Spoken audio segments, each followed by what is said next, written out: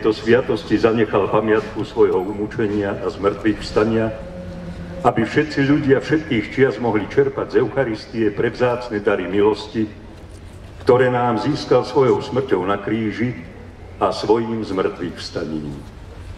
Keď máme účasť na Eucharistii, prijímame ovocie stromu života, ovocie kríža, na ktorom visel Spasiteľ sveta.